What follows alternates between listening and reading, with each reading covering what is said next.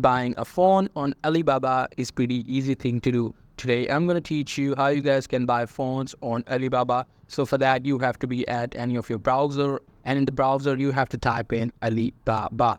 So I have to go to this website, which is alibaba.com. It will take me to their homepage. Or you guys can also use the application if you have it on your Android or iOS device.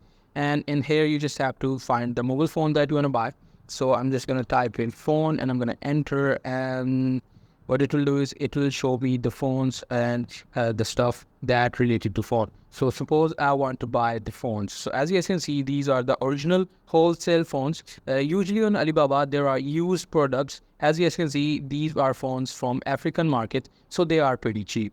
Now here you just have to Now here you have two options. So the first option is you can directly buy it, or you guys can directly contact to the seller. So after you guys can simply click on this call us, and you guys will be able to get the number for this dealer. You just need to call them and talk to them about your deal, how many devices that you want to buy. In this case, you can minimum buy two pieces. So your order will only be placed if you buy more than two pieces.